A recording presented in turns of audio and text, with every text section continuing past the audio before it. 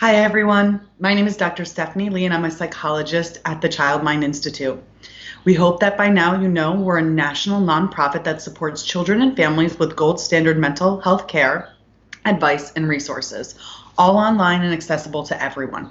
You can learn more about the resources we have available for families during the coronavirus crisis, including telehealth evaluations and treatment, by visiting childmind.org/coronavirus. Today, I'd like to talk about families of healthcare workers and other frontline professionals and answer your questions about these topics and many others, anything else you're wondering about. So please go ahead and post your questions in the feed. We'll also post some links to helpful resources on childmind.org and the details about our next Facebook Live as we progress. Remember, we're here every day at 10 a.m. and 4:30, and we look through your questions daily so that we can be as effective and as efficient and helpful as we possibly can. So today, I want to start by really thanking and taking a moment to make sure that the important work, the vital and important work that families of healthcare workers and the frontline professionals are really doing. So we want to thank them for that. We want to make sure that the support for these folks is abundant. And so that's why we've dedicated today's chat to helping these families that are in these particularly unique and challenging situations. We have a couple questions from previous chats that we want to kind of address because we've had some themes that have been coming through, but please also feel free to put your questions in the chat so we can address. The first one I want to talk about is a question from mom here who says, I can't be there to do remote learning with my children. My teenage daughter watches her younger siblings while I'm at work, but she has her own schoolwork and can't be a teacher on top of everything. How can I encourage them to keep learning even when no one can supervise? So first and foremost, again, I want to thank you so much for your hard work and for this excellent question, and for taking, each day one at a time as best you can. I think that there are a lot of challenges when we're relying on other kids to manage what typically are challenging things even for adults. And so I think the first recommendation I would have is to make sure that you're being realistic and setting what we would call SMART goals for your adolescent daughter in relation to what she can truly manage with these other kids, in addition to her own work. SMART goals, if you will, are specific, they're measurable, they're attainable, they're realistic, and they're time sensitive, right? And so what I think we might need to do is to set up, maybe on a weekly basis with your daughter, some expectations about what absolutely has to get done and what would be wonderful if she accomplished with her siblings, but that it would be totally understandable if she wasn't able to accomplish. I think you also want to make sure that you're using potent rewards that will be effective in motivating behavior even when you're not there. Maybe even thinking about ways that you can control access to those rewards even if you're not present.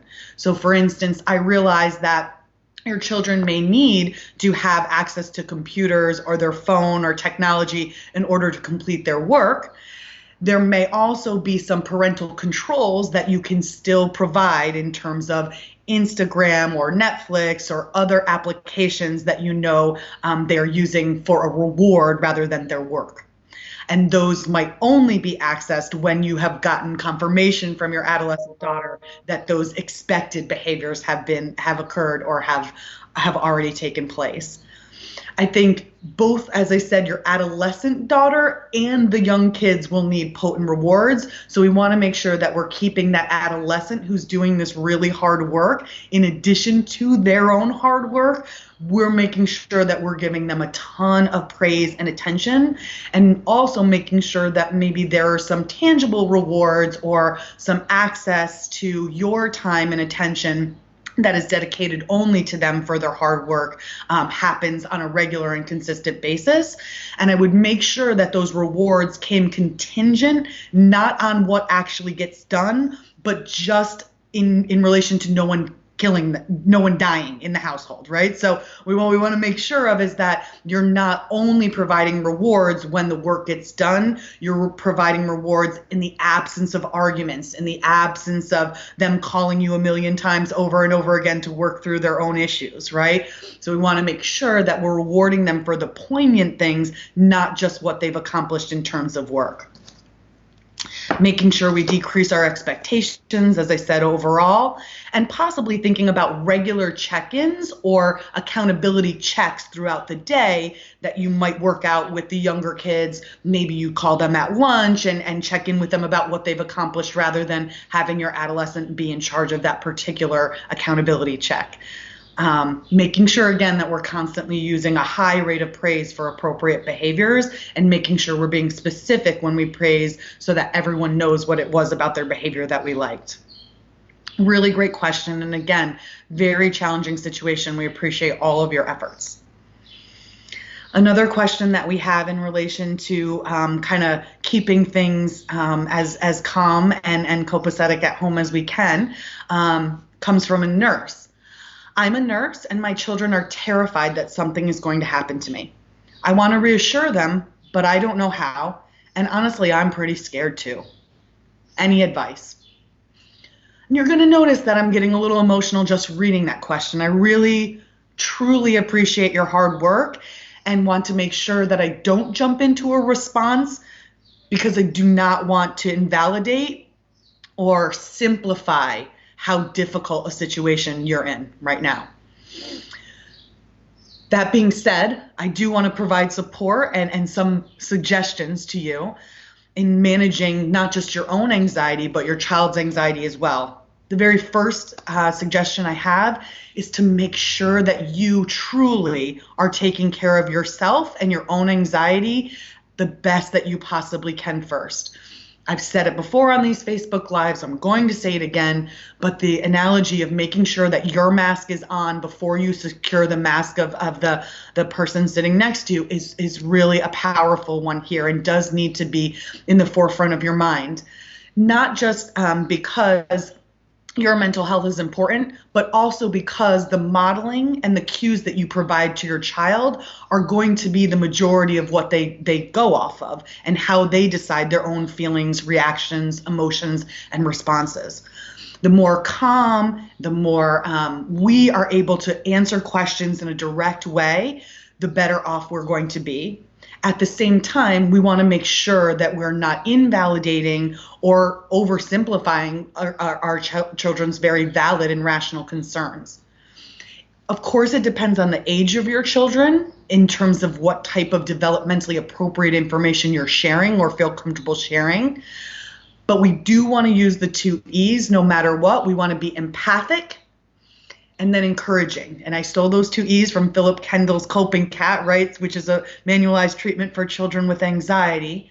But the 2 E's allow us to validate our child's experience of what's going on. I know you're scared, I'm scared too, or I know that you're scared, it makes a lot of sense. And then we also move on to the next E, which is where we encourage them that we will work through these things together. But mom is doing her best to keep herself and other people safe. And when we've been scared about things before, we've been able to work through it together. We want to make sure we're providing kids a lot of praise whenever they express these worries and concerns so that they feel like they can continue to bring them to you. We also want to make sure that kids aren't overwhelmed by these worries all day and possibly even providing them an opportunity on a daily basis to share their worries, to share these things for a set period of time, and then helping them to move on to a fun, distracting activity. Because realistically, what we know is that while worry can sometimes feel uncontrollable, it is a wasted emotion, and we are unlikely to be our best selves or problem solve in the most rational ways when we're overwhelmed with worries. We're also unlikely to worry ourselves into a resolution. And since many of us do not have it within our wherewithal to change these things, we want to make sure that we're not inadvertently making kids think that the more you think about this, the quicker we will get to a solution or the easier it will get.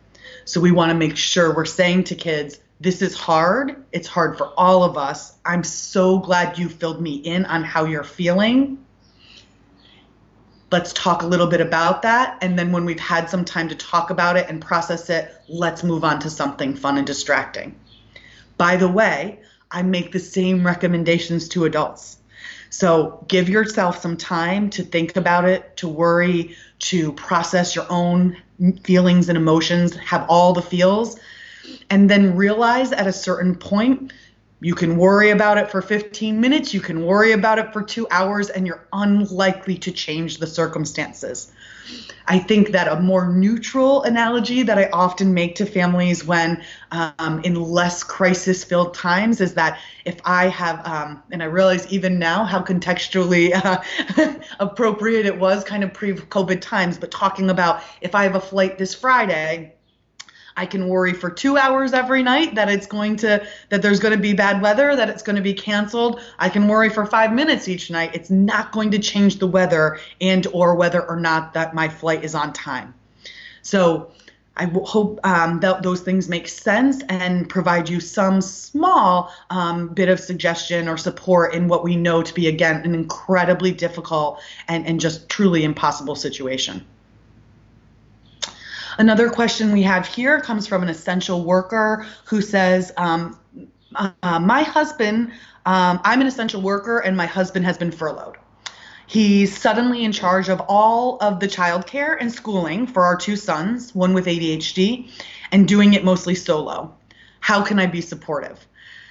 Well, I think a big praise to you first and foremost for bringing this to our attention and seeking support with it. That's the first step for sure. Just you paying attention to the very precarious and challenging situation that your husband is in. I think acknowledging it and making sure you acknowledge that in an open, honest, and loud way, probably pretty frequently, will be really important, because while you are going to work each and every day and doing, again, this incredibly important and vital work that we need you to do, he is also staying home each day and doing incredibly important and vital work. And it's clear to me, based on your question, that you can appreciate that it might be challenging for you to communicate that clearly if you're feeling stressed or overwhelmed on a daily basis when you're coming home. So making sure that your expectations for your spouse and for this other caretaker are realistic, given the fact that it sounds like there may be a little bit of a learning curve that needs to occur here in terms of childcare. I think we want to make sure that when we're providing feedback to the kids or to our spouse or to the folks that we work with, we want to try to provide praise in a 5-to-1 ratio for every critical statement. So if you come home and you say, why didn't the math get done? You may also want to try to find 5 things that did get done that you can make a big deal out of. Or maybe they weren't things that got done, but just, again, the absence of an issue might be something that you want to highlight, not in a condescending way, but in a genuine and meaningful way. I really appreciate how I came home and things looked exactly how they were when I left. No more of a mess. So thank you so much for that. I really appreciate it. Coming home without there being dishes in the sink makes my day a lot easier. So making sure that we're giving praise not just to the kids when they are doing the right things, but also to your husband, again, for his hard work and efforts.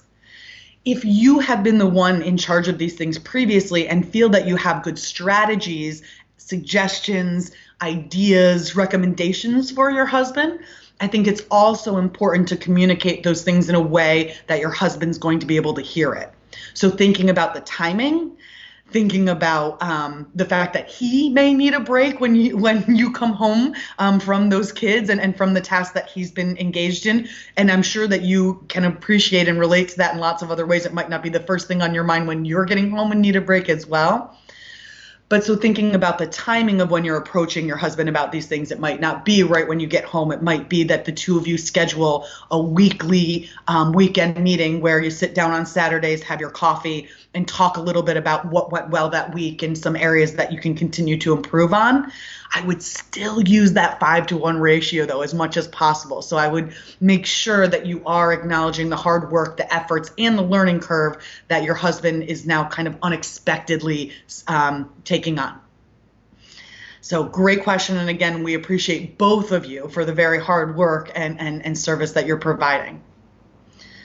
We have another question here about stressed out parents and kind of when your job is particularly high stress. So I'm still working, and like all jobs right now, mine is incredibly high stress. When I get home, I have zero energy or bandwidth left to be a parent. It makes me feel really guilty. What can I do? First, I want to let you know that you are not alone. And I think that the severity and the intensity of stress is certainly different across many parents. And all parents are still feeling an immense amount of stress that's leading them to feel like they can't be their best self. And that automatically translates into parent guilt. So again, you're not alone. We appreciate, again, all of the hard work you're doing. And I think it is important to use some of the suggestions that I talked about just a couple minutes ago in terms of being realistic, being kind to yourself, thinking about ways that you might need to incorporate self-care, even on your commute home, if needed, to get you into a better mind space or a better place to be able to approach and address the things that might be coming up when you get home. If there's any way to proactively address those things, possibly trying to find 10 minutes, and if you have a lunch hour or something like that, to check in, make sure that the accountability that you're seeking isn't all at the end of the day, but maybe midway through the day, that might take some of the pressure off of when you first are getting home. I think some parents also that I've been working with have talked with their children, again, depending on age and developmental level, about a timed break that they need when they first come home. So coming in and knowing that your children have been deprived of your attention all day and likely had very little to do. So they're running, kind of bum rushing you right when you come in, when you might need just a few minutes to take your coat off, take your mask off, and wash your hands, get yourself together.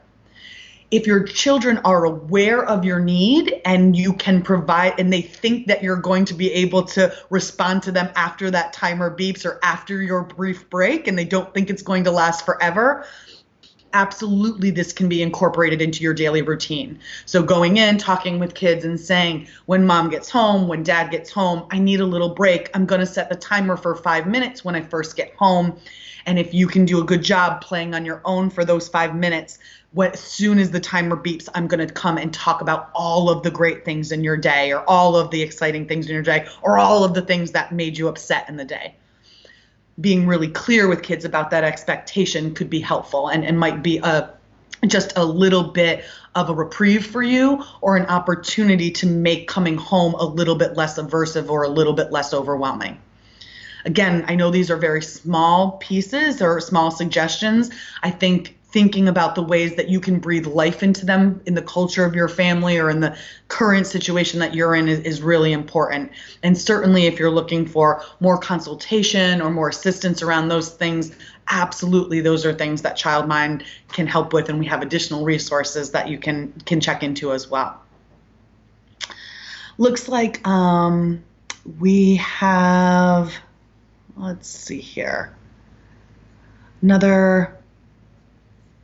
looks like we have another question here just about kind of managing schedules.